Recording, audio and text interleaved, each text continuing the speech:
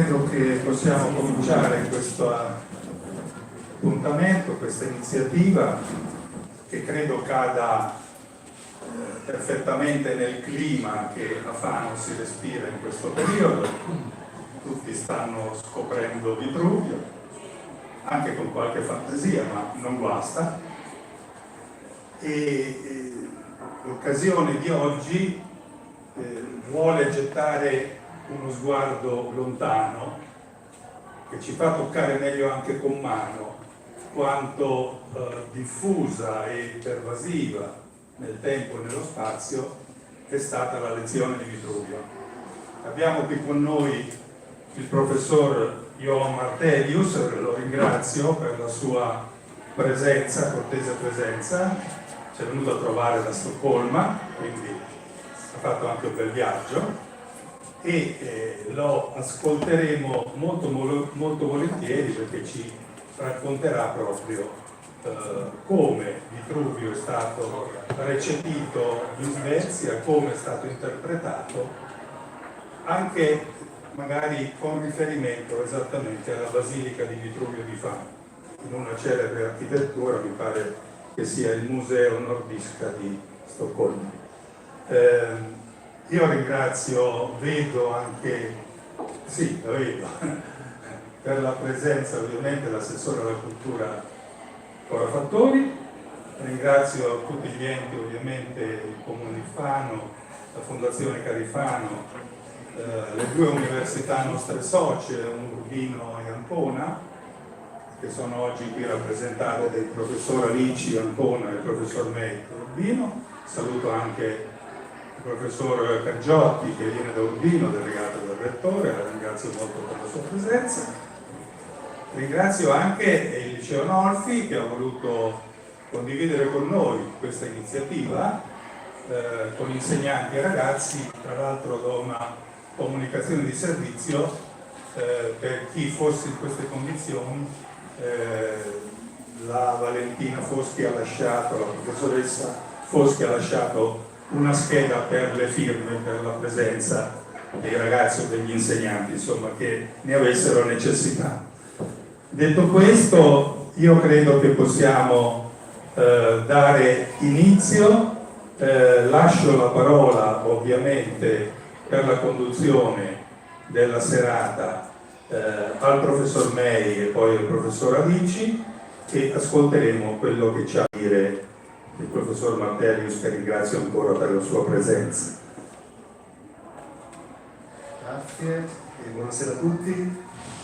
Prima di dire due parole io, vorrei invitare l'assessore Cora Fattori a forse da salutare da parte dell'amministrazione comunale con una futura vitruviana. Salve, scusate ma ho appena avuto la notizia che la più grande sta male, quindi all'improvviso ci siamo dovuti riassestare così, però non gli fa male assistere a una lezione, una chiacchierata su Vitruvio.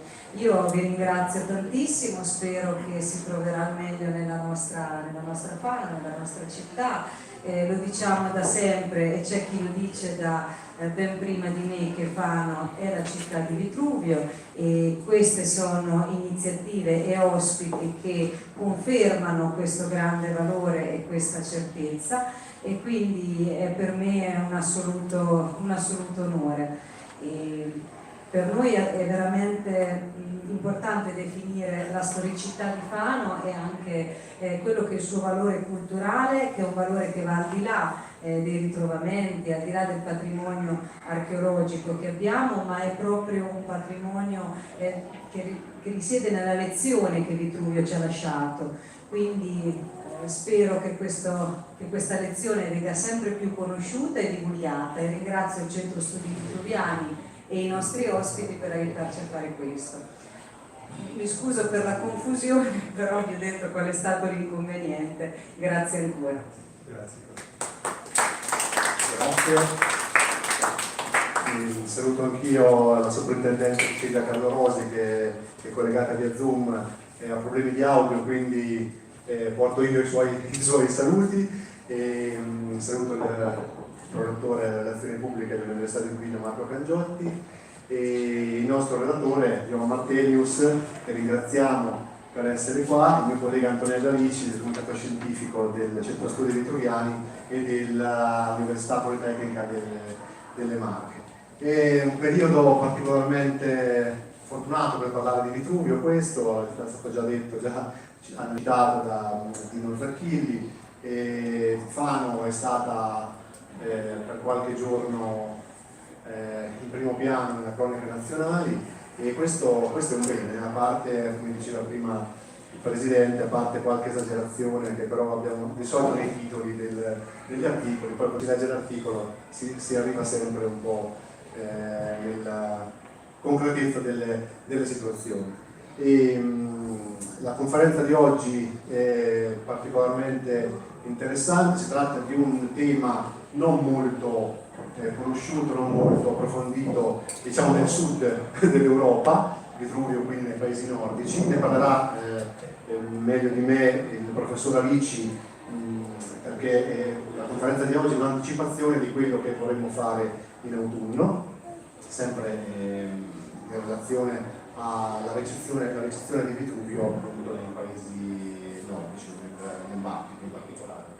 E come Centro Studi Vitruviani cerchiamo perlomeno di essere sempre in prima linea nel promuovere la figura di Vitruvio, della sua opera e in quanto sede Fano della sua basilica, e tanto che in estate, tra fine giugno e inizio luglio, poi fra qualche giorno pubblicheremo le date precise, pubblicheremo il bando per la seconda edizione della Summer School.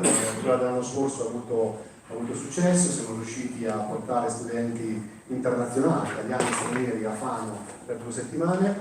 Quest'anno vogliamo ripetere, speriamo, il successo dell'anno scorso e visti i recenti ritrovamenti, abbiamo pensato di riconfigurare un pochino i programmi che avevamo già fatto e pensiamo di incentrare la Summer School di quest'estate appunto sul tema della Basilica di Vitruvio, quindi il rapporto tra Vitruvio e Fano.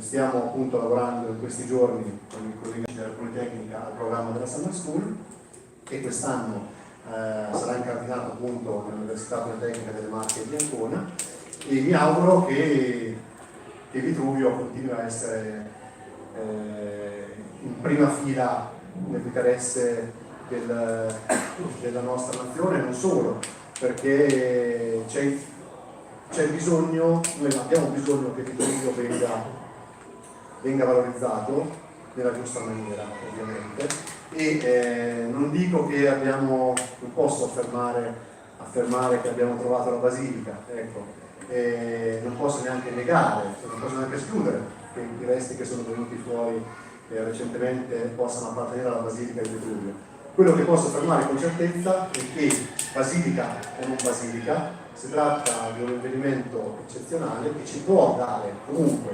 informazioni importanti sull'ubicazione della basilica, perché se non è la struttura che è appena emersa alla luce, ecco, la basilica di Vitruvio si trova comunque intorno a quest'area, quindi ogni informazione, ogni scavo che si fa in quest'area è per noi fondamentale per identificare il sito preciso della basilica.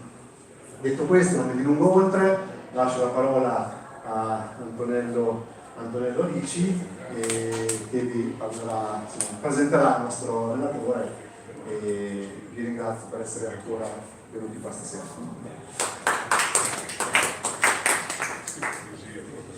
Grazie, buonasera a tutti. Io innanzitutto voglio ringraziare il Centro Studi Vitruviani per aver accolto questa idea di aprire lo sguardo molto lontano, proprio per confermare che la figura di Vitruvio è una figura estremamente importante che ha incuriosito e che ha portato, che ha attirato la cultura internazionale in molte epoche e quindi grazie alle mie relazioni con i paesi nordici abbiamo provato a scommettere su questo tema ed è un tema che è molto d'attualità perché sono appena state pubblicate l'edizione di architettura in finlandese e in norvegese, che completano, che si aggiungono a quella svedese che è stata la prima tradotta, e il professor Mårtelius è uno degli autori, uno dei coordinatori che ha collaborato a questa edizione, e poi c'è anche un'edizione danese. Quindi tutti i paesi nordici hanno una edizione dell'architettura nella loro lingua. Questo qualcosa vorrà dire? Vuol dire impegni lunghissimi. Una traduzione di questo tipo è un lavoro di una decina d'anni almeno, di una squadra molto ampia di ricercatori che vanno dai latinisti agli archeologi, ai letterati e agli architetti, agli artisti. Quindi evidentemente è un investimento economico molto importante che ci dice che nelle scuole di architettura e comunque nelle università di questi paesi Vitruvio si legge. E allora il nostro ospite è il professor Johan Mårtelius, che è un professore di storia dell'architettura della Royal Institute of Technology di Stoccolma, ed è un'autorità da questo punto di vista. I suoi studi sull'antichità e sulle tradizioni classiche sono molto noti, lo hanno portato a molte pubblicazioni, e il suo interesse per Vitruvio, un interesse diciamo molto lontano, che lui ha percorso continuamente fino alla sua tesi di dottorato, che è appunto sul Museo Nordico di Stoccolma, nel quale ci sono evidenti influssi vitruviani, ma questo ce lo dirà lui molto meglio. Johan Mårtelius ha studiato approfonditamente autorità della cultura svedese come Nicodemus Tessin il giovane, che è uno di quelli che ha traghettato la cultura classica a Stoccolma, e anche l'autore di un'opera recente e molto importante, che è quella chiamata della Swedish Grace, cioè gli anni 20, il classicismo del Novecento dei paesi nordici, che in Svezia ha un capitolo estremamente interessante. E diciamo questo libro, che è stato pubblicato a cura di Johan Mårtelius e un altro autore, si intitola Swedish Grace, il modernismo dimenticato. È un capitolo elegantissimo, straordinario, che era stato un po' trascurato dalla critica anche svedese, che ci dice che il classicismo in questi paesi è ricorrente ed è un capitolo molto molto importante. Molto ancora c'è da fare, tra l'altro l'altra expertise del professor Mårtelius è invece la conoscenza dell'architettura ottomana. È stato direttore dell'Istituto Svedese di Ricerca di Istanbul, è stato per lunghi anni vice direttore e poi direttore nel 2015 e nel 2017. Quindi queste culture molto antiche, molto lontane, ne fanno un vero esperto. Il professor Me ha già anticipato che questo è vorrebbe essere l'inizio di un capitolo nuovo di ricerca. Noi lanceremo proprio con questa conferenza una chiamata, una call per raccogliere gli studi recenti su Vitruvio in tutti i paesi nordici, a partire dalle traduzioni che appunto nuove, che arriveranno qui nella biblioteca del Centro Studi e potranno anche essere presentate qui, ma al di là di questo, studi in corso, ricerche sui riflessi della cultura vitruviana in questi paesi. Sono riflessi che, come vedremo nella lezione, trovano elementi importanti quando questi paesi nordici ridisegnano le loro capitali nell'Ottocento, soprattutto quando vogliono fare delle loro città capitali luoghi estremamente eleganti e importanti. Allora è lì che il classicismo diventa una fonte irrinunciabile. E allo stesso modo un'altra domanda che ci facciamo, appunto chiamando gli esperti o i giovani ricercatori a contribuire a delle giornate di studio che noi proporremo in autunno, è anche perché si studia ancora Vitruvio, quali sono i riflessi sull'architettura contemporanea oltre che diciamo, nel campo delle ricerche archeologiche o della letteratura o delle lingue classiche. Io però non voglio rubare altro spazio. Welcome, Professor Mårtelius. Thank you so much for accepting our invitation. The floor is yours. Okay. Buon lavoro. Yeah.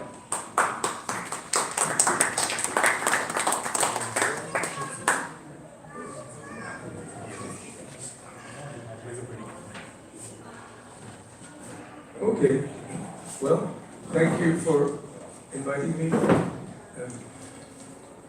It's a pleasure to be back in Fano. It was, as much as I counted, 37 years ago on a very brief visit. This was during the period when I had a one-year scholarship at the Swedish Institute in Rome, and one of the travels that I did with my family in different parts of Italy, we made a too short stop in Fano. Well, the simple reason, as you can guess, is the connection to Vitruvio. It was already then one of my interests, but so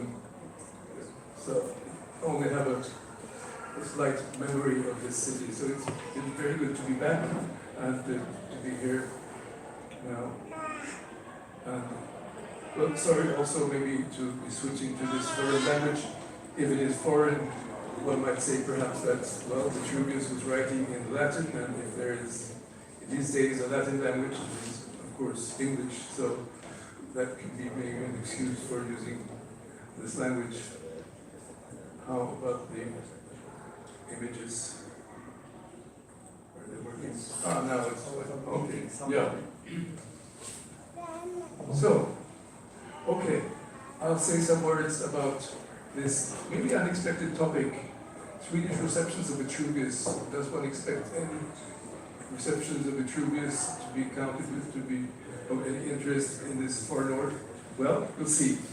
And at least I have some images that may give some hints about this. And well, maybe I should also say that I'm relying to go through this entirely on my images. I don't have a manuscript or anything, but so I'm glad that you have this short version in English or Italian. Please, those of you who are present on site here, that if I forget some important aspect, you can find it there. But let's start and see what we get.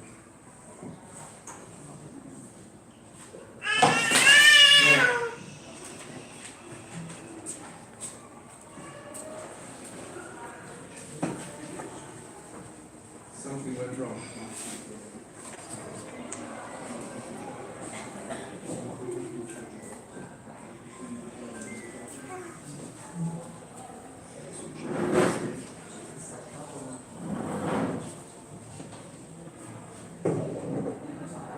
Allora, mentre rimettiamo a posto il video, dirò qualcosa, non sarà una traduzione simultanea perché sarebbe impossibile poi raddoppiare per il tempo, però se avete bisogno io posso dire qualcosa.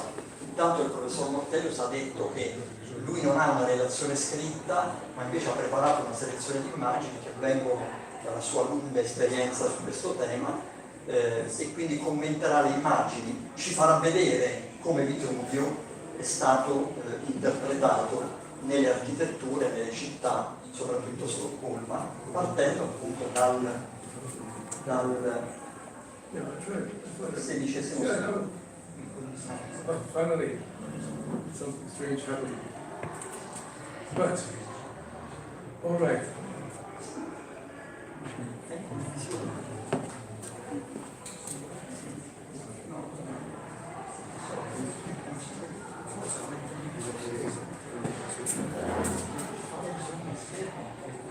Still some problem.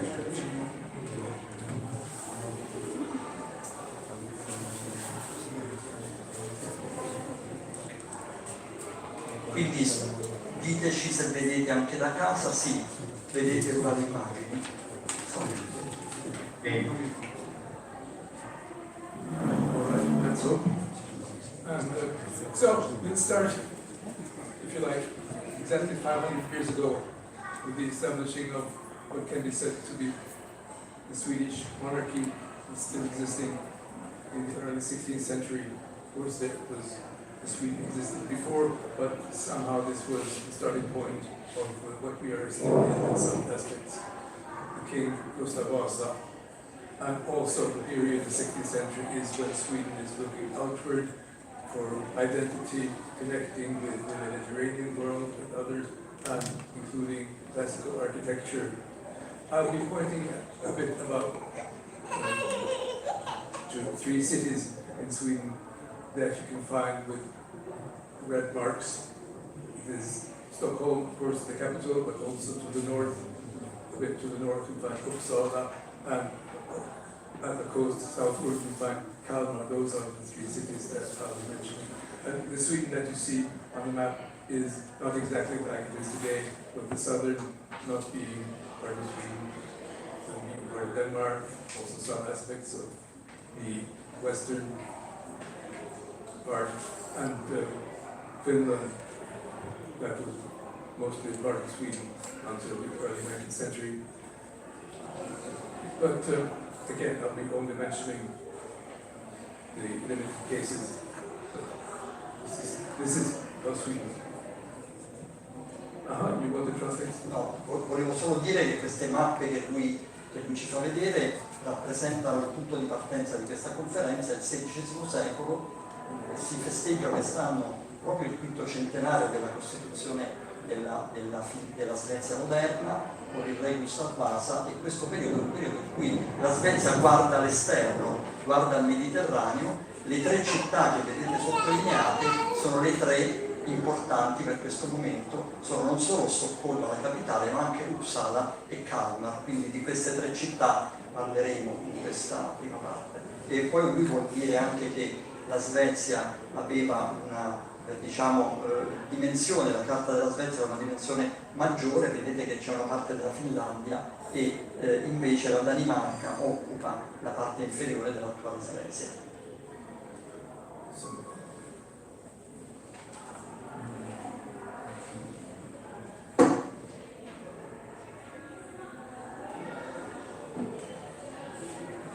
Problem changing the image.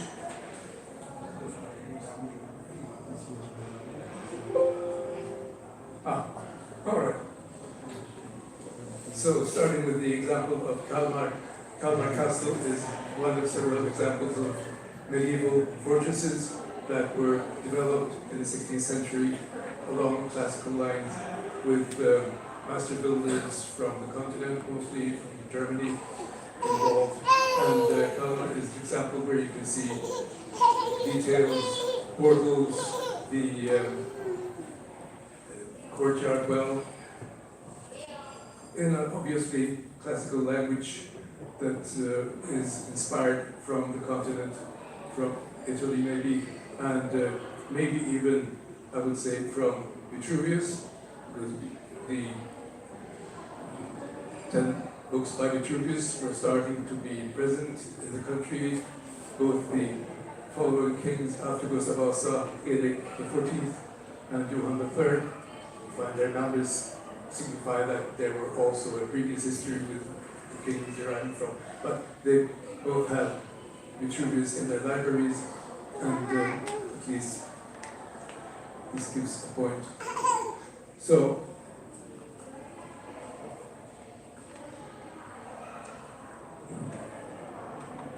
yeah, we may look especially at this portal, this 16th century portal, where one may compare with the well-known starting image at the Vitruvius edition by Barbaro, in editions from the 1550s and 60s. You can see how the composition is almost identical. Not the same orders, but still one cannot deny that this must have been a source of inspiration. Just to give it somehow an example of somehow Vitruvius was at least existing, one might say.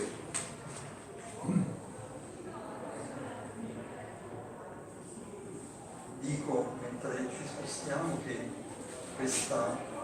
nelle biblioteche dei re che hanno seguito Gustavo Vasa sono state trovate le edizioni di Vitruvio. In questa copertina dell'edizione di Barbaro è stata ispirazione di quel portale che abbiamo visto, non negli stessi ordini, ma è chiaro che c'è una derivazione diretta, c'è una conoscenza di questo tipo di immagini.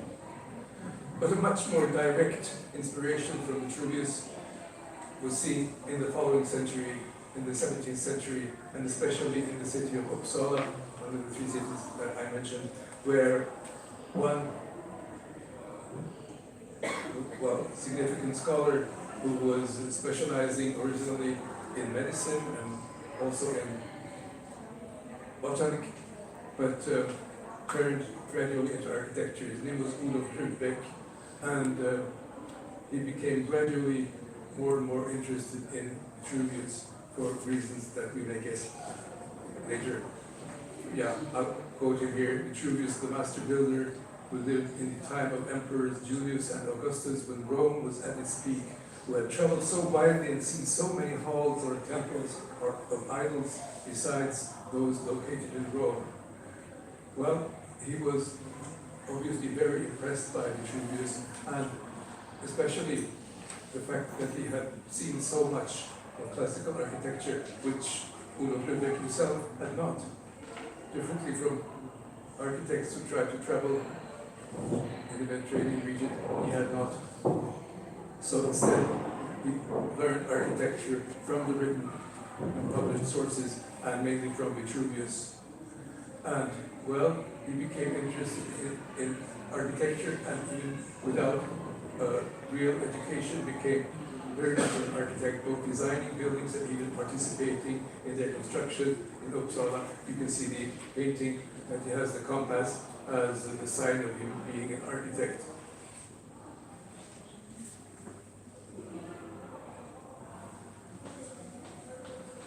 So yes, and he used copies of Vitruvius. Obviously, the most often referred to by him is Philander, the 16th century edition, which also is commenting on Vitruvius. And but he also obviously had contact with other Vitruvian editions. So he was a scholarly learned architect, not by practice, although he was gradually in what he created becoming also practical. But part of his interest in Vitruvius was the fact that Vitruvius placed architecture among a multidisciplinary map where architecture connected to, well, the sciences that Olof Rudbeck was also familiar with. So he even tried at Uppsala University, where he was active, to introduce architecture as a scholarly field and taught architecture more as an academic field than as a practice, although he was also involved in practice. Okay, we can. Brevissima sintesi, il primo personaggio che incontriamo è Olof Rudbeck, che era un medico, un botanico dell'Università di Uppsala, di cui poi diventa rettore. Nella sua biblioteca sono state trovate diverse edizioni del testo di Vitruvio.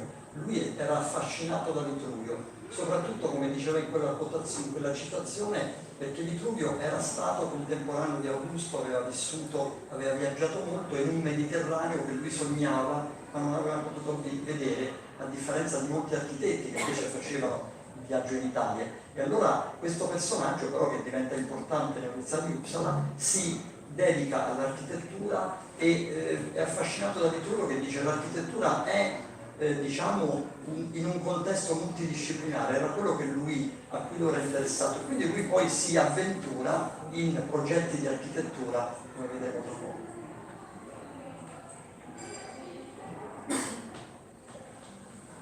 So naturally, with his interests, among the projects that he was starting in the early 1660s to produce was orangeries, where his interests in architecture and vegetation were combined, and well, using classical orders, porticos, frames, regularities, etc., obviously inspired by Vitruvius. But it seems that his interest very much was also about combining these two arts of architecture and botanics. Yeah, I can go on. These were from his own presentation. I'll come back to that source.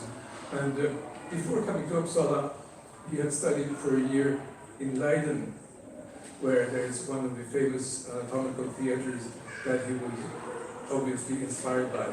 He had not seen the theater at Padova, but he was probably aware of that also. So that was the point of departure when he decided to propose anatomical theater for Uppsala, and he wanted to have it connected with the university building that was built, in this case, in the early 17th century, so a few decades before he was active. Combine the building with some kind of anatomical theater. Yeah, and we'll see where it ended up.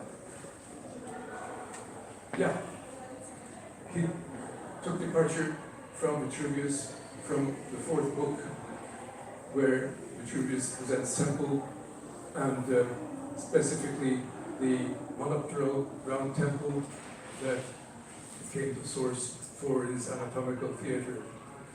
Of course, it seems to fit kind of the type of theater that we saw in Leiden, but also it was an important, could be considered and was considered by Rudbeck an important part of Vitruvius, where he ends the final part of the temple section.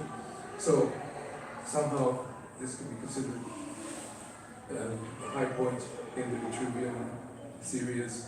And well, I'm comparing here the source of the Barbaro Vitruvius with his own image that he did as a kind of model, it seems, for his anatomical theater, with 8 columns instead of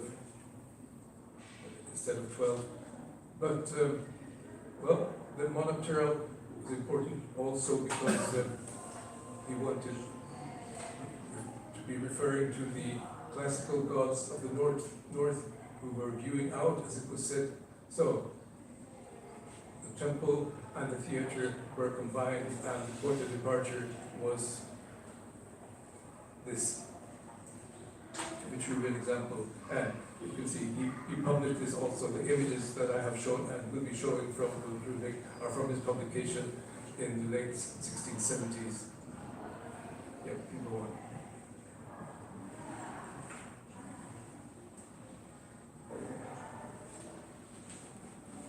Yeah, so we went into the Barbaro edition.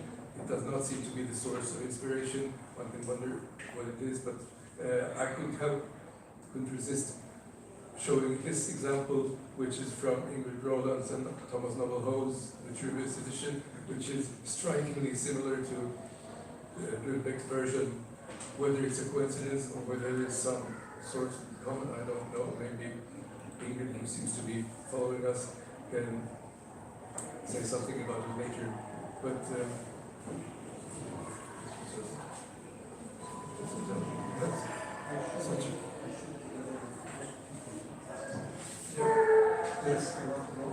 no, forse dico qualcosa di questo capitolo. Abbiamo visto come Rudbeck fosse interessato all'architettura, e quindi abbiamo visto il progetto di alcune serre.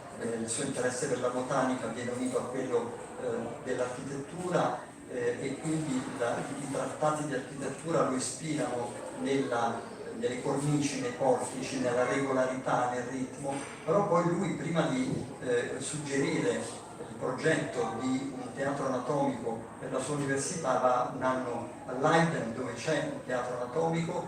Probabilmente conosceva anche quello di Padova, anche se non era stato a Padova. Però questa combinazione del teatro anatomico di Leiden con il tempio, l'abbiamo vista nel quarto libro di Vitruvio, c'è il tempio circolare, è un elemento molto caratterizzante per la sua imponenza, per la sua diciamo purezza. 8 colonne sono anziché 11, e vediamo poi l'edizione dei 10 libri di Ronald e Thomas Noble-Howe, come è simile a questa immagine che si trova dentro un trattato a a cui Rudbeck lavora per tutta la vita e viene solo parzialmente pubblicato, questo trattato di politica. Yeah, I see that some of the writings have disappeared also because they changed the typing of my text, and let us say the year, it is I would say 1999 of this Vitruvian book fell out. But Si è persa la didascalia e comunque nel 1999 l'anno di edizione di questa traduzione. Abbiamo l'autrice collegata, ci potrà dire qualcosa. So, the proposal was to place this anatomical theater centrally on the university building, crowning the building, making it as the most distinct feature of the building. And as you can see, this was also realized. It was not only a proposal. So in other words, it became somehow the signature of Uppsala University, and of course combining different arts, architecture, anatomy or medical science, and well, maybe more than that. We can see more. Yeah, we can go on. Although with the monopteral temple, even though it fits in some sense into the Nordic context, it needed to be also enveloped in somehow to fit in the Nordic climate. And one likely source, as it seems, that would in any case also inspiring Rudbeck was the, if we call it, the Vitruvian follower, Francesco Colonna, his Hypnotomachia Polifili, 1499, that Rudbeck had contact with. And well, Francesco Colonna is established as the writer. Maybe, as you know, it has also been proposed that this was actually the work by Alberti. But whatever, at least probably fit well into Rudbeck's interests with combining the Vitruvian classical architecture with the nature, with the vegetal world. So this seems to be one source, both of these images. The left one, because of its framing this round temple was something that makes it fit into it, if you like, in Nordic climate, but also with the other image, that's something that opens up downward from this round temple. È interessante quello che dice sulla l'influenza comunque del clima nordico, quindi l'importanza di sommare, di unire questi elementi. Scusate che mi fa soffrire.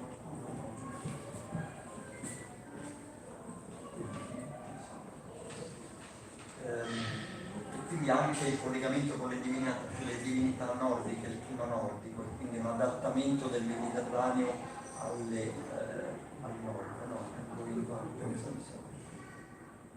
Yeah. So here is the theater, as you can see, and to the left is Rudbeck's own illustration of it in his publication, and the actual version fits very well. It has the round temple, but also has the steps of the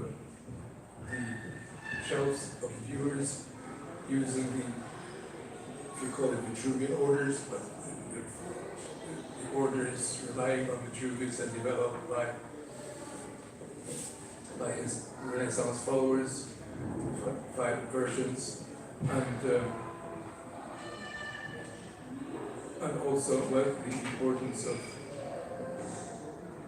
the dome, the cover, and the window, horizontal windows, the light. So somehow, again, a Nordic reworking of the classical temple. But there are also other components. Go on. Yeah, here we find a more detailed image of this theater with the orders, and also with the columns, as it seems in scale in this version, relying on the human body. So the human body was not just some part of the dissection table, but also of the scale of the whole space.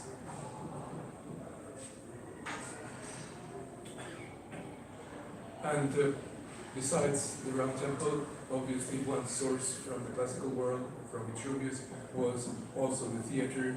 Here we find Cesariano's version, but also reminding of the central geometry of the theatre plan by Barbaro. So we can find the temple and the theatre as 2 points of departure for this theatre.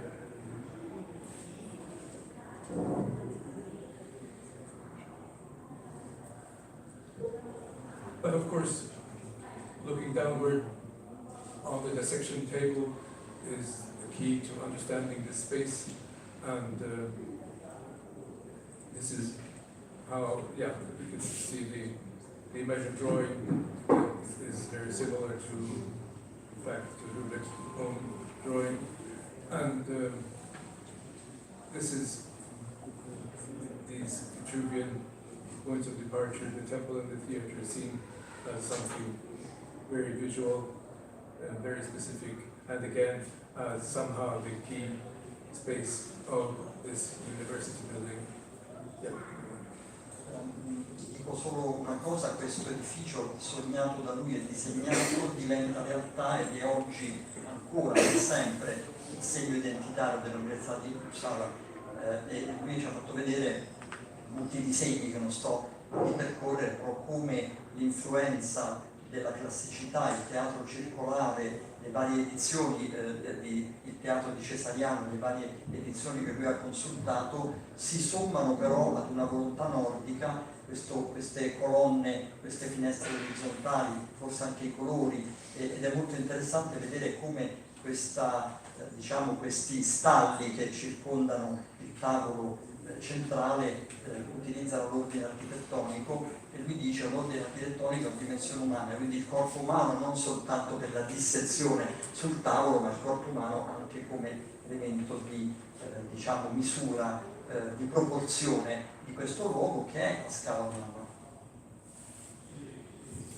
Yeah, but there's also another aspect of this. It is the gnomon, the time clock, using the lights and shades to signify the changing times, and this was also interesting to adding as a science. This is related to the 9th book of Vitruvius, and adds another component, another Vitruvian component, as it seems, to this theatre. Yeah, actually one of my master students quite many years ago, Staffan Andersson, made an analysis of this mnemonic aspect, and not only the way it was circled, the way it was representing the times of the day, but also the seasons, for how the light fell in from the midsummer, so the peak of the Nordic light, and on the low row of windows fell on the dissection table, whereas from the upper windows it fell on the basic ground floor.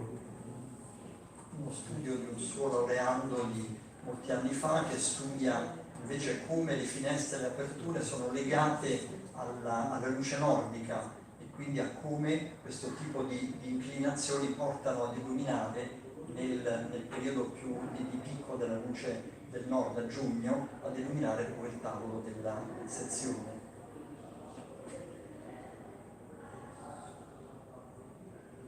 So, the Uppsala University was to establish get an even more central position in Sweden and Nordic countries through the works of Olof Rudbeck. And besides the addition to this older university building, he also proposed a new building that you see in the lower part of this image that he presented, with these dolphins being symbols, some kind of representing a water god, but also again generally classical, not strictly Vitruvian, but still in this spirit. That was, however, never built, but showing the interest in establishing the classical tradition in Uppsala University. And there is a special connection. If you find the source of all these images, also a written source of Rudbeck's views on architecture and life and other sciences, called the Atlantica.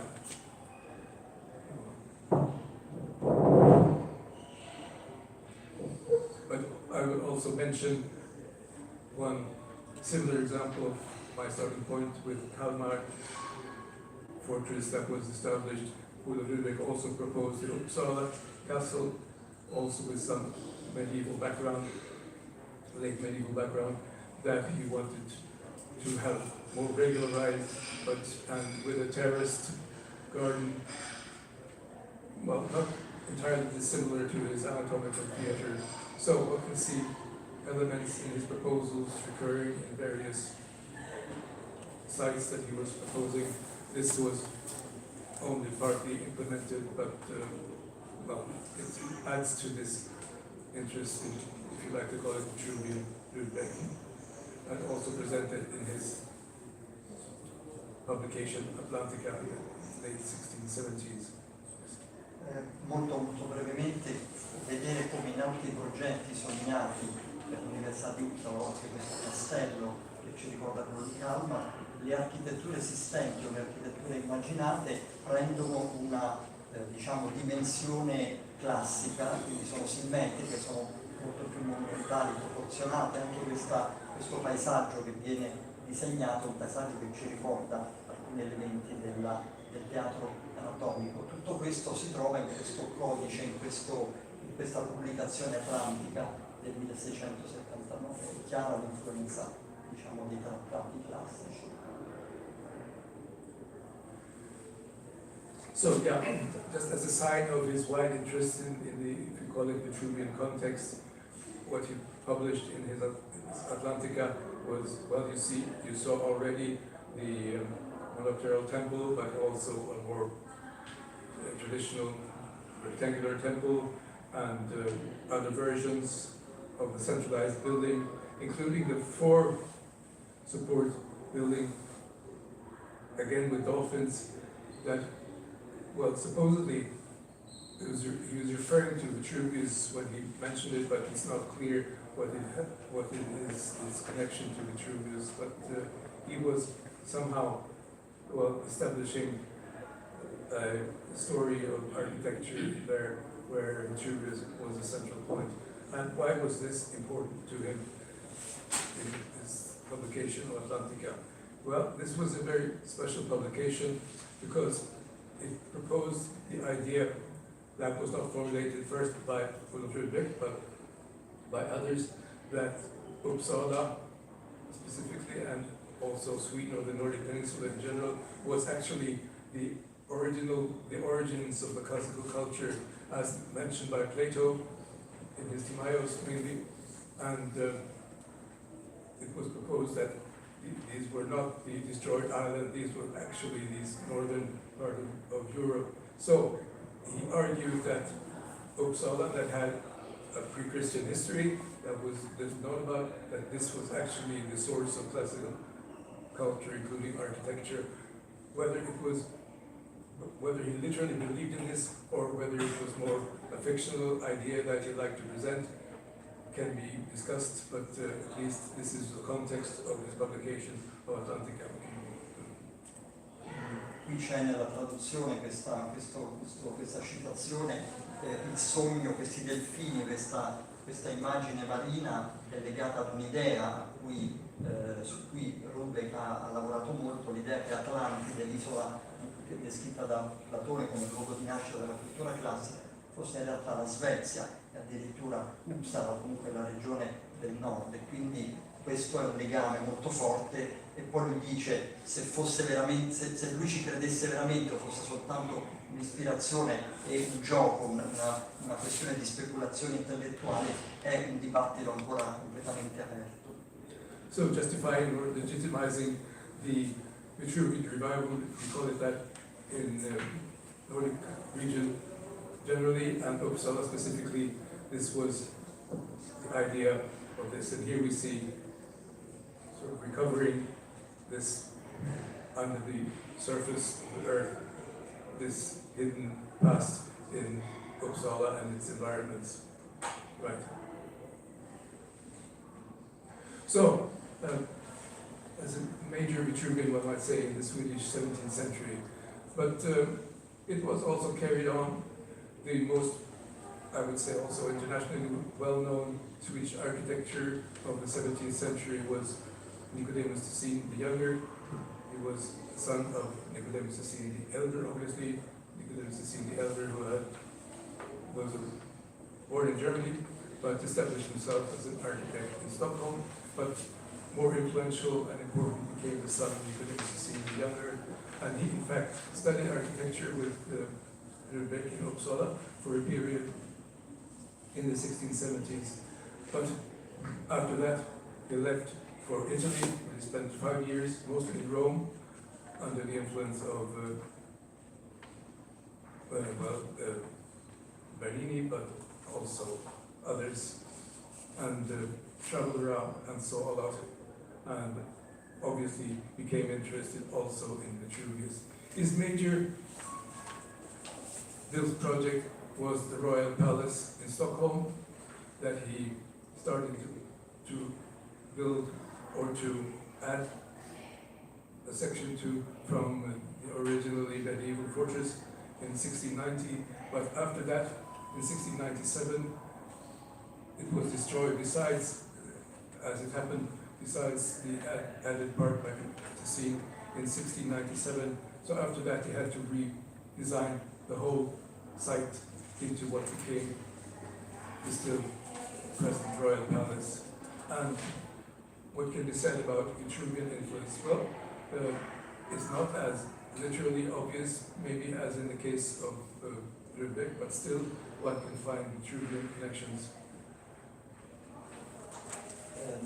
L'altro personaggio importante è Nicodemus Tessin, il giovane che passa a Roma 5 anni e lavora a stretto contatto con Bernini e anche con altri. Ovviamente la conoscenza molto approfondita di Roma lo porta poi ad essere il protagonista della ricostruzione del Palazzo Reale di Stoccolma dopo il grande incendio del 1697.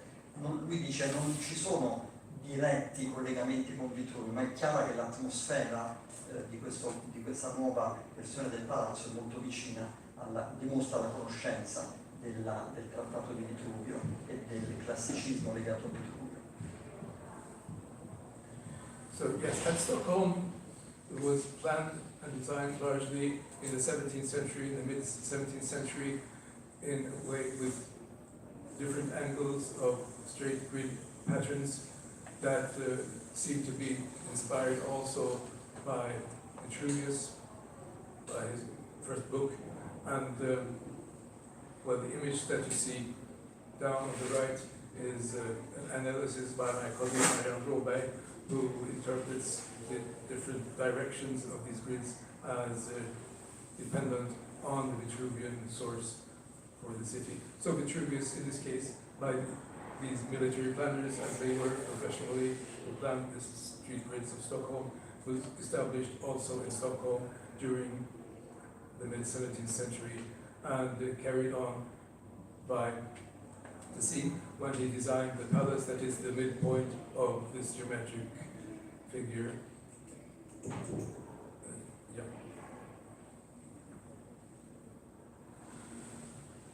And well, if one will try to be specific about Vitruvian connections to the palace, one may point at the case of the atrium building in Barbaro, where we find the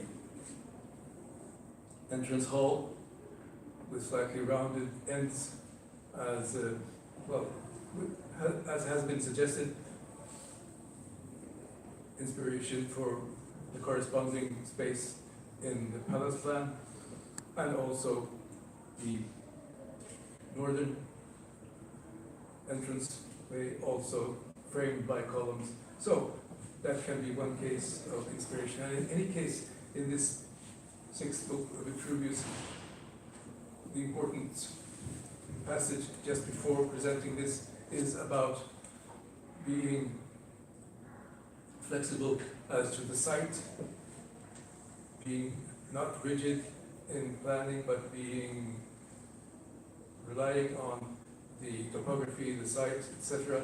And this can be seen also in how the scene, in spite of its regularity, is also, for instance, in one of the wings that he is cutting because there's already a church building there. So he allows some asymmetrical aspects that may be inspired by this session in Vitruvius, if you like.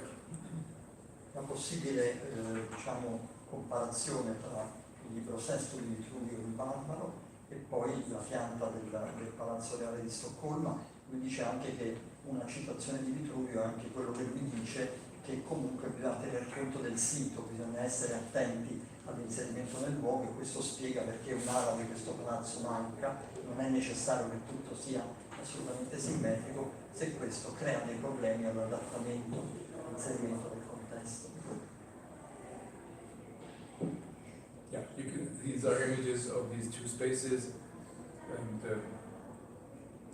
well, the column frame one may be inspired also by the Palazzo Farnese in Rome, but in any case, this kind of Vitruvian Baroque, if you like, seems to be one of the signs of Vitruvian inspiration to see if we can go on. Yeah, the scene also had a number of Vitruvian books, Vitruvian versions in this library, like the Barbaro and the 17th century version. But I like to show this one, which is not a Vitruvian version itself, but it is relying on Vitruvius, by the Spanish Diego Sangredo, Maison that he had the French translation, Maison d'Architecture exactly extracted du Vitruve. And I'm showing it, well, first you can see on the title page, it has the name written of Tessin, but it is in fact his son, Golgos da Tessin, who was not an architect, he was a statesman and ambassador, etc. But he took over, obviously, copying Tessin's library and put his name on it.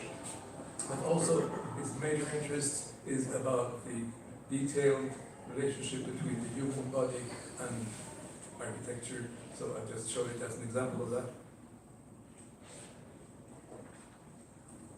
And also, kind of interest in columnar details that may be inspired to the, let's call it, Baroque version of Vitruvianism that the scene seems to be representing. Also, if one wants to make some sort of direct connection to Vitruvius, one can mention his own palace built for himself just opposite on the southern side of the royal palace, where in the main parade space, as it's called, or parade salon, there were ceiling paintings by the French René Chevaux showing various representatives of the arts, architecture, art and sculpture, and also mechanics, with, in the center it seems, a prominent ancient representative of these arts. It's Archimedes for mechanics, and for architecture, framed by Bramante and Bernini, it's obviously Vitruvius we see sitting here in the middle.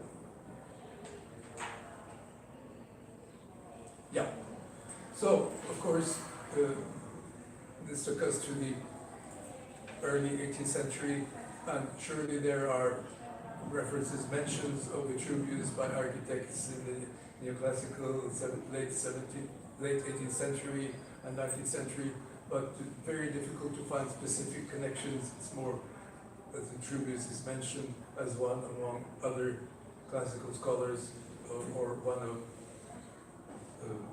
an ancient forerunner of the Renaissance architectural writers. But I'll move on to one, I would say, more specific connection to Vitruvius, which takes us to the late 19th century and to a building in Stockholm, the Nordic Museum, that was representing not the Roman classicism, not the Greco-Roman classicism itself, but in some ways related to what we saw in the first images, so the late medieval Nordic with some aspects connected to classical.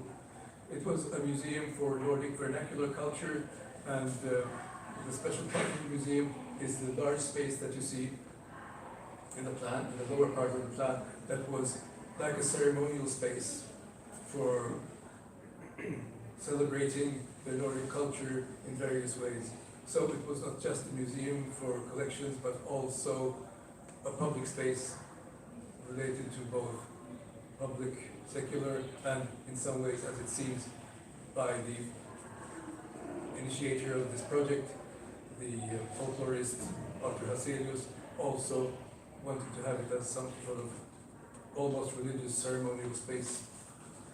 Claesson entered the project not in the first stage, but later on, and emphasized this hall part of the building and showed it in his first presentation as a separate building, suggesting that it would be built as a first stage, which was also supported by Hazelius. And as it turned out, the rest, because of the royal ownership of the site, was decided not to permit. So it became in the end only this whole building with galleries. So the hall for ceremonies and other events, and the galleries for the objects. You can turn on.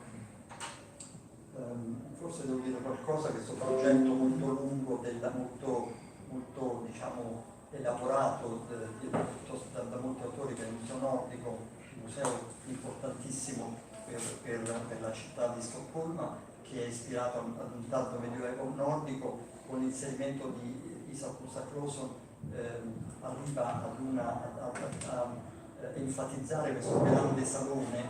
Questo era piuttosto che un contenitore di collezioni museali, era interpretato come uno spazio pubblico e cerimoniale molto importante, e in questo evidentemente c'è una influenza della basilica di Vitruvio.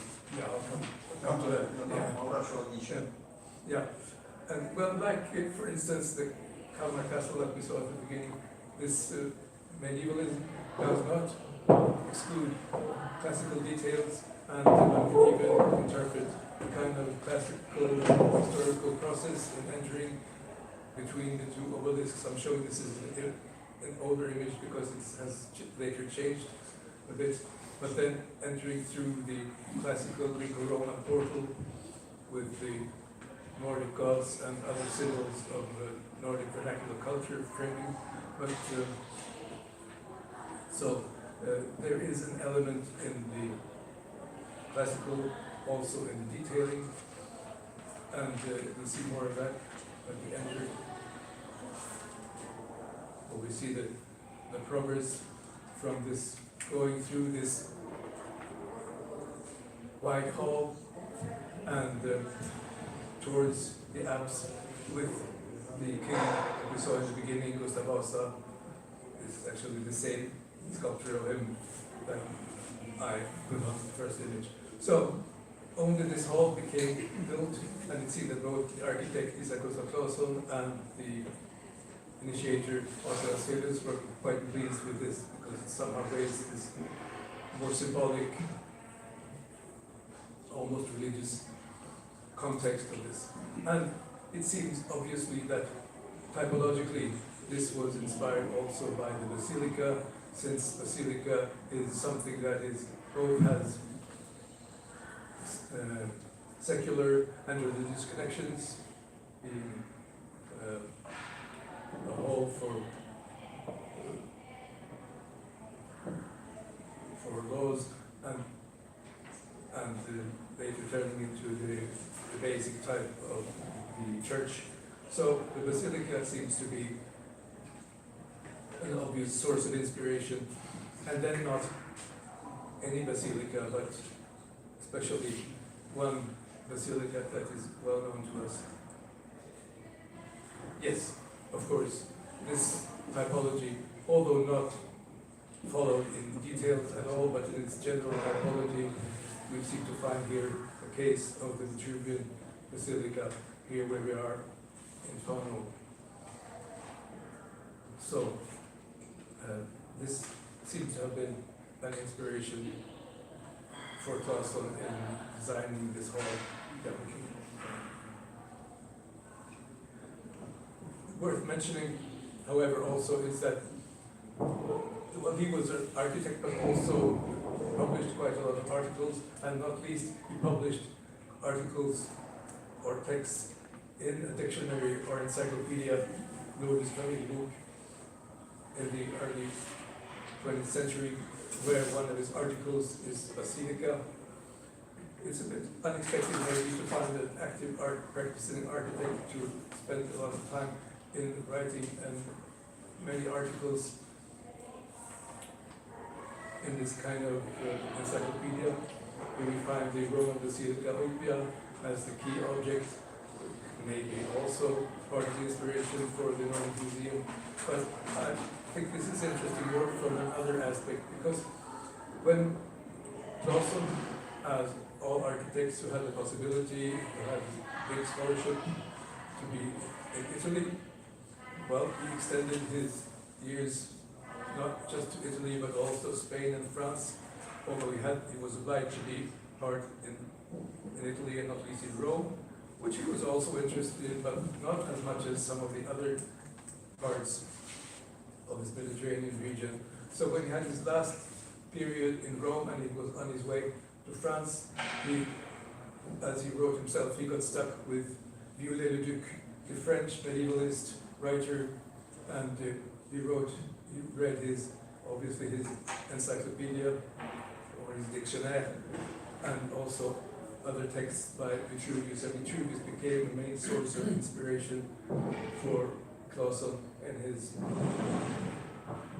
continuing. So, his inspiration, born in Rome, was from the French, because he was on his way, as I said, to France. So, to prepare that, he studied significantly Viollet-le-Duc.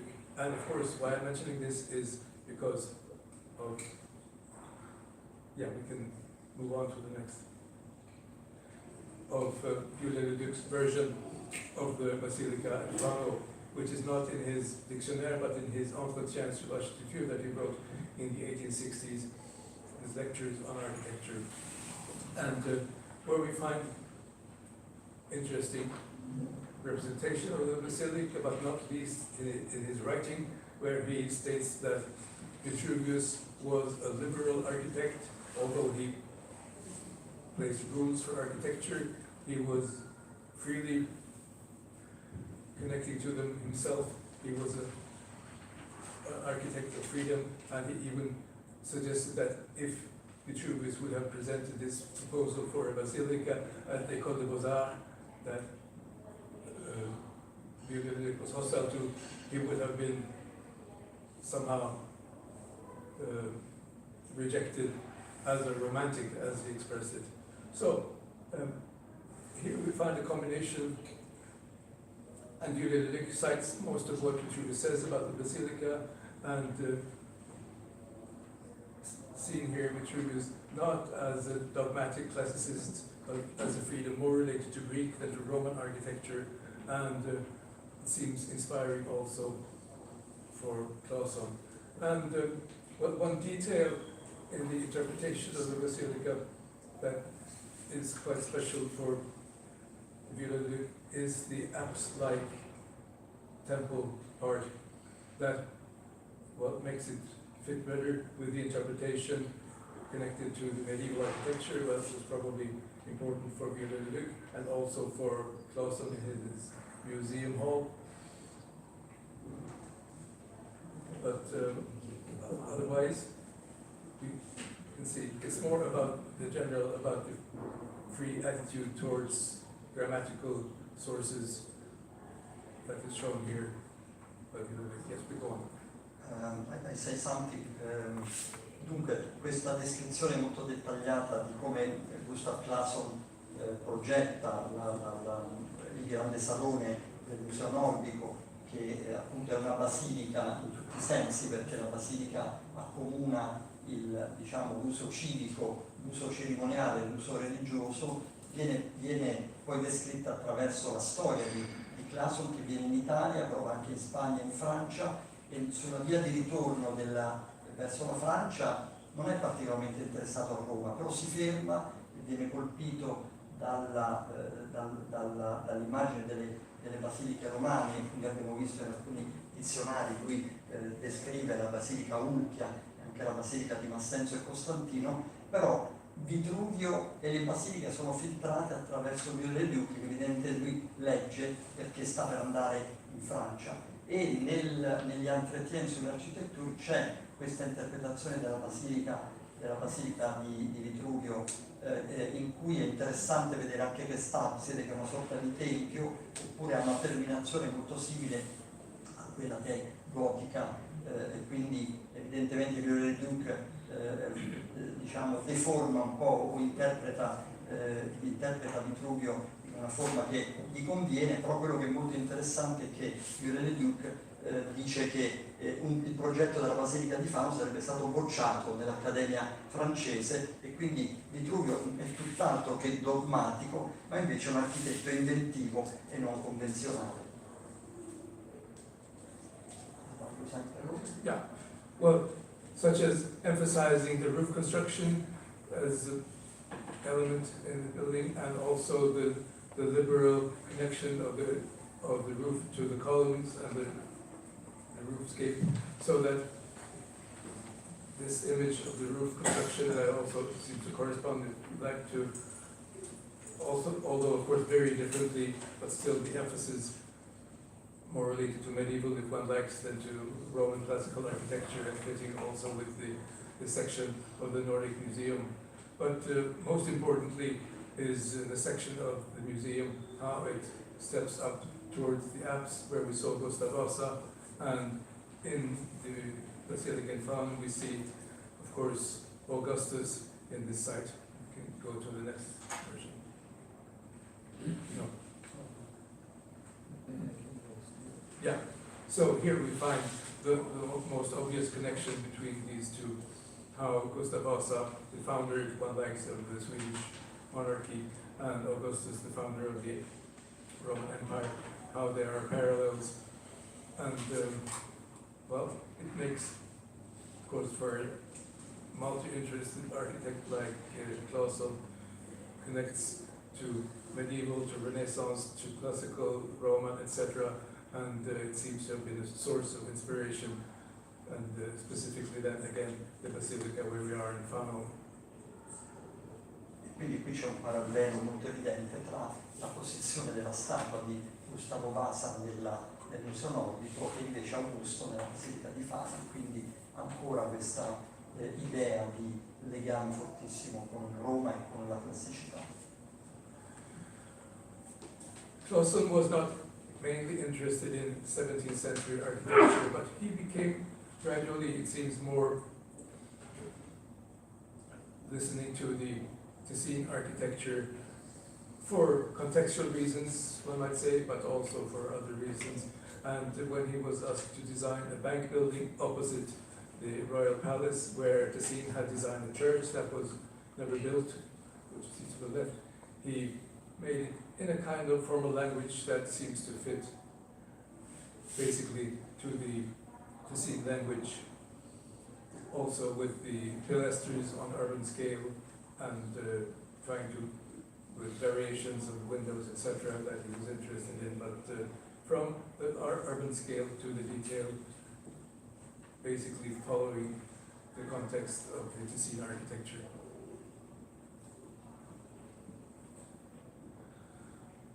And this was the bank building from the early 1910s, a few years after the completion of the Nordic Museum.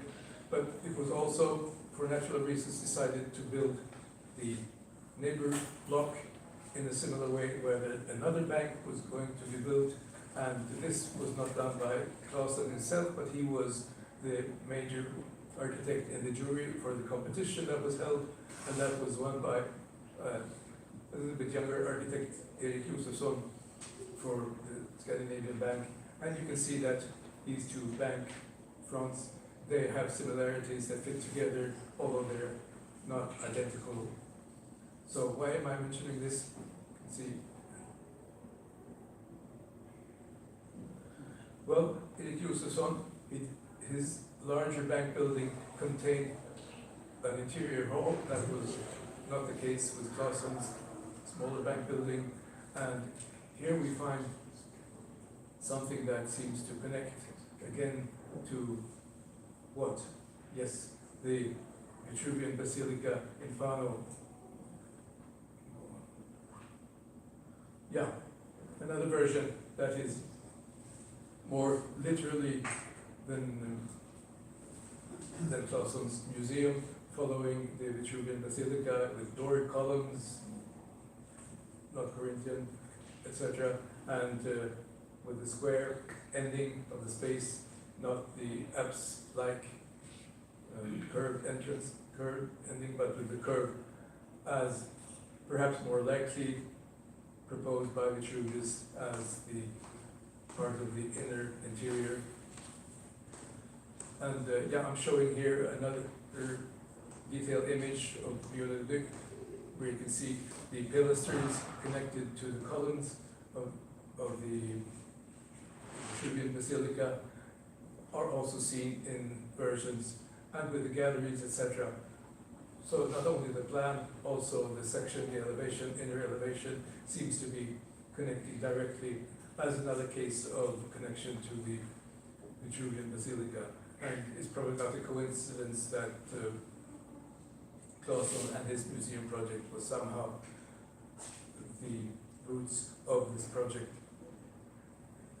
Qui i collegamenti con la Basilica di Vitruvio sono molto più evidenti nella pianta, negli interni e anche nell'utilizzo di queste colonne, ed è un architetto più giovane di Claesson che continua, costruisce questa banca a fianco di una piazza particolarmente simbolica e evidentemente si avvicina molto di più al modello vitruviano. So much about Swedish architecture inspired by Vitruvius. The only scholarly work on Vitruvius, I would say, or large-scale scholarly work, is a PhD thesis presented in the 1930s by Erik Byström. It is not an architectural study, he was a linguist, a Latinist, but most of the thesis is about certain concepts and grammatical principles by Vitruvius, but also it has an introductory chapter, some 30 pages, about the Basilica, again in Fano.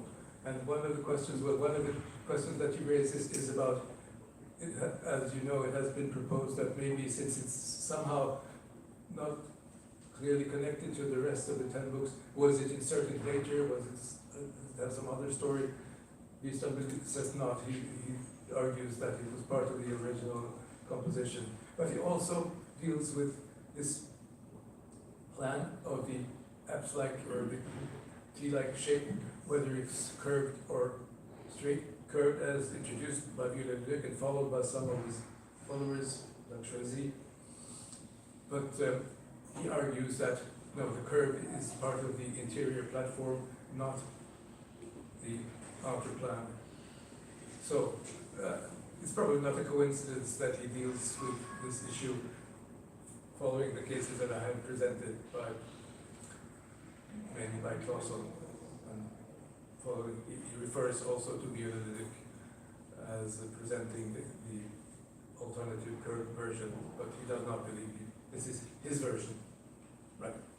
Quindi un'altra versione della Basilica di Vitruvio in questo unico studio pubblicato nel 1933, una tesi di dottorato come vedete, in cui c'è un capitolo sulla Basilica di Fano. Lui dice non è vero che questo capitolo è stato aggiunto successivamente da parte dell'originale e lui non concorda con l'ipotesi di Viollet-le-Duc e quindi ridisegna l'abside in questa forma da terminazione di tipo. So yes, just a word about the 1920s, the classical revival, if you call it that, where it's difficult to find specific connections to Vitruvius, although one can guess in some cases. Vitruvius was not yet presented in translation, but Palladio's 4 books on architecture that, of course, are celebrating Vitruvius and presenting important connections to Vitruvius was presented in translation in 1928. If one wants to find a built object from this period, from the 1920s, that may be inspired by Vitruvius, I would say it is the concert hall in central Stockholm by Ivar Tengbom, where the interior is designed as a sky-open courtyard and may be inspired by the Vitruvian Fora. But there is no document about this connection. Negli anni 20 il ritorno del classicismo porta alla traduzione non del trattato di Vitruvio, ma invece dei 5 libri dell'architettura di Palladio, evidentemente molto più utili per i disegni e agli architetti. Però si può trovare in questo progetto per il palazzo dei concerti di Fortuna di Vitruvio un'immagine molto chiaramente ispirata al foro di Vitruvio.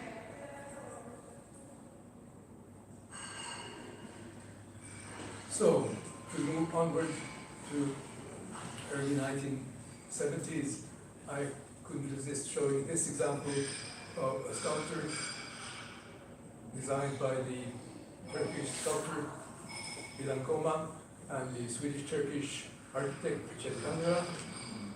The title is From Leonardo to what? Well, at least this is, of course, the Vitruvian man. Leonardo is the connection to this well-known Vitruvian project or proposal, and it's connected, now we're at the early 70s, connected also to the symbol of anti-nuclear weapon, the peace movement, and in this sense also connects the Vitruvian humanism to the timely movement for peace, etc. So it has been, I would say, widely appreciated. It is not by coincidence, of course, placed by the, at that time, newly built School of Architecture, part of the Technical University. It's a kind of brutalist building, one might say, but only in the sense of using concrete, not in the scale or design. So it seems to be also kind of humanism that is fitting in this context.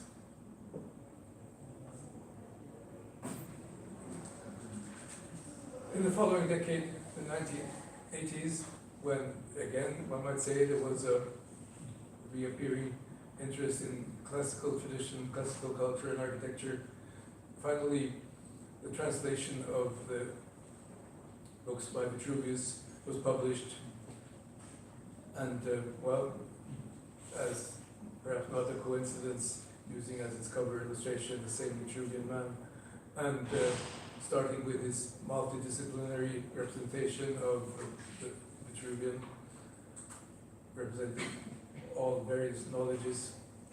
And, well, it was translated not from the original Latin version, but from, well, mainly actually from Morgan's widespread version from 1914, and by the translator Birgitta Dahlgren. But I was involved at an early stage and added various other connections where I was dubious about the Morgan translation, but mainly actually the German Conferenza that also, as a volume, has both the German and Latin versions parallel. So for a non-Latinist, that was for me the most useful when I went through and was involved in this translation. My other involvement was writing the introductory chapter and not least the endnotes and selecting the illustrations from 16th century editions of Vitruvius. So it became a quite widespread edition of Vitruvius, and 1989 I think was a good time to present and spread this important book in a translated version. And in other words, this meant for architects and not for classical students. un collegamento, questa è la versione del 1989, finalmente i 10 libri tradotti in svedese, non dal latino, ma invece da versioni inglese e tedesca, la traduzione di Birgitta Dahlgren, ma il professor Mårtelius è stato responsabile dell'introduzione, delle note, anche della selezione delle immagini. Questo libro era fatto per architetti e non certo per latinisti, e ha avuto un enorme successo. Però volevo anche riferirmi all'immagine precedente che ho detto non potevo resistere dal farvela vedere. Nel 1971 nella scuola di architettura appena inaugurata, una scuola mi dice definita brutalista per l'utilizzo del calcestruzzo, non certo per le dimensioni e peraltro viene inserita questo gioco dell'uomo di Leonardo, che vediamo anche qui in copertina, ovviamente ispirato a Vitruvio, che gioca con il simbolo della pace, del movimento antinucleare, quindi una strumentalizzazione del classicismo e del ritorno all'umanesimo molto molto interessante.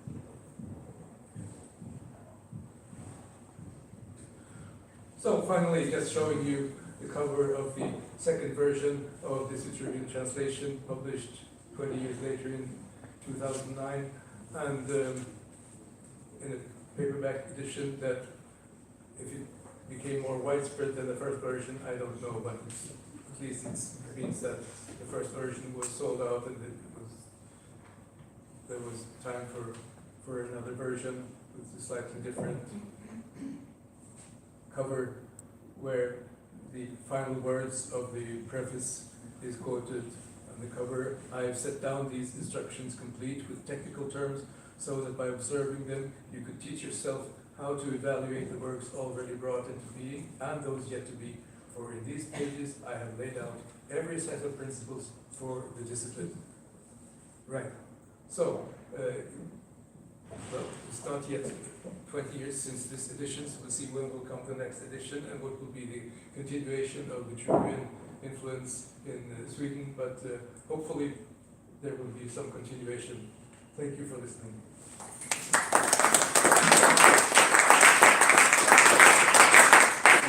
Una nuova edizione svedese, questa volta tradotta dal latino, non da altre, perché questa è la nuova edizione, il volume è andato esaurito e quindi nel 2020 anni dopo è stata pubblicata una nuova edizione interessante, che la copertina è completamente diversa e più legata invece al discorso tecnico, ed è la citazione che lui ha messo nella prefazione che giustifica un libro ancora più per gli architetti. Quindi lui si augura che, se non siamo ancora ai 20 anni, ma forse è maturo il momento per una nuova edizione.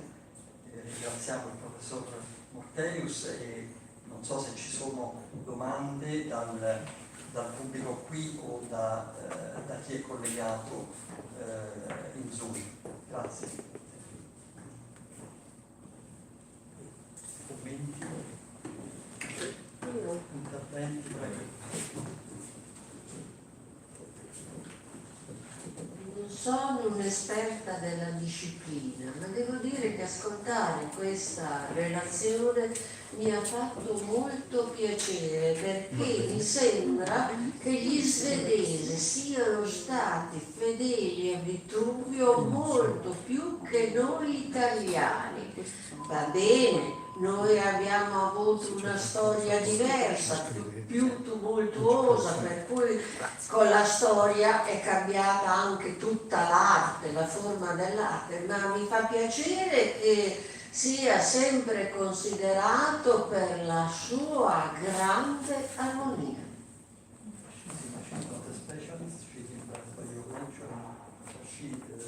Is evident as Swedish, but in close to Vitruvius, much more than Italian. Thank you for an interesting statement. Thanks. Grazie per questa considerazione. Sono altre È domande? palese. Io volevo chiedere una cosa, non so se mi è sfuggita, poi traduci come non capisco. Nell'interno della banca scandinava, giusto? Che ha la pianta della Basilica di Vitruvio. Anche le misure, forse mi è sfuggito, le misure della pianta e l'altezza delle colonne, il diametro delle colonne corrispondono alla Basilica di Vitruvio oppure In the no? bank by Josephson, the measures are corresponding to the measures of the Basilica or not? Well, not all measures, of course, not in detail.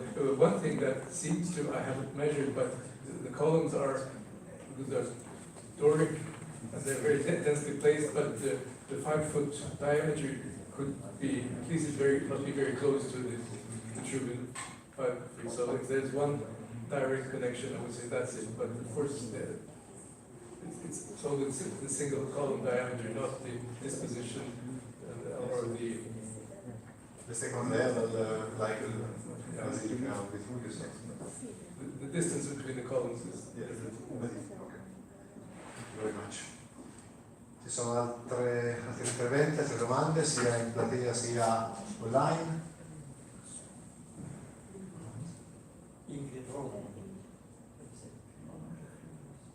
Sì, vado in inglese, Johan, should I speak in English and then tell everybody what I said, which is, first of all, what a fantastic journey through Sweden. As a partial Swede, I'm particularly proud, and I'm absolutely fascinated with Olaf Rudbeck anyway, but your assessment of his relationship with Vitruvius is marvelous. I was wondering whether the dolphins might come either from the mausoleum or from one of his machines.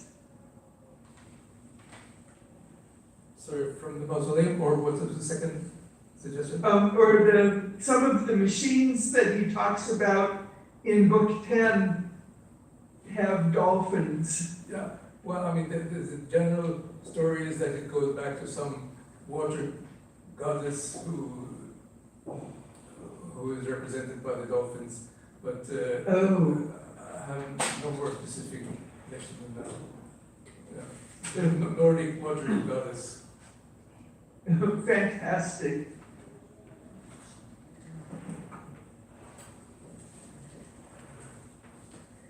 E se posso, Antonello, se posso fare una domanda. Ovviamente, Un saluto a Johan, con cui ricordo abbiamo visitato alcuni anni fa insieme il teatro anatomico di Uppsala, una decina di anni fa, uno spazio affascinante. Volevo chiedere... Puoi farlo in inglese? Puoi farlo in inglese? No. Sì, so I'm very grateful to Johan for your speech, and I remember our visit we had together in the anatomical theater in Uppsala some years ago. I wanted to ask you, this fidelity of Swedish architecture culture to the classicism and to the Vitruvian teaching, I think it was a preservation in respect of other European countries, a preservation by the Stoicism, the eclecticism, as in 19th century. And I want to ask if this connection with the classicism culture, with the classicism tradition, helped the Sweden architects to open to the modern movement. Provo a dirlo un po' meglio in italiano, scusatemi. Cioè, mi sembra che questo legame con la cultura classicista è stato un elemento importante per la cultura nordica, per evitare delle eccessive derive storiciste che ci sono in Europa nell'Ottocento, degli eclettismi, e che in qualche senso apre alla modernità, cioè introduce a un precoce avvicinamento al movimento moderno da parte del mondo nordico. Se è possibile, diciamo, sostenere questa tesi. No, he says that this being close to classicism was an introduction to a modern movement, Yeah. to the much more, because it prevented the immersion into too much historicism, which was in other parts of Europe, at least in Italy. So from Nordic classicism to modern movement. Yeah, about the relationship between Nordic classicism and yes, I would say so.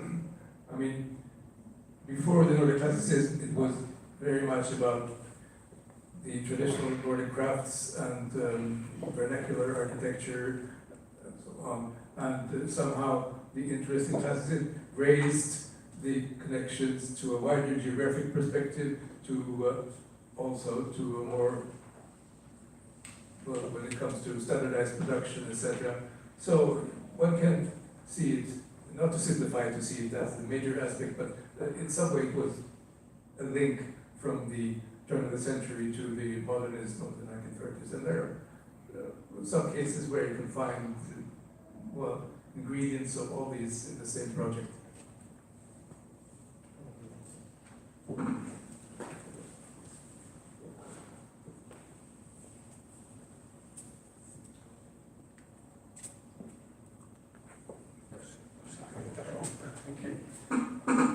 So thank you to Professor Johan Mårtelius for his inspiring lecture. Thank you for the guests online in the Zoom meeting and also the guests in YouTube. Questa conferenza sarà poi nel canale YouTube, quindi si potrà riascoltare. Vi salutiamo tutti e alla prossima puntata, insomma, che sarà poi annunciata abbastanza presto. Grazie.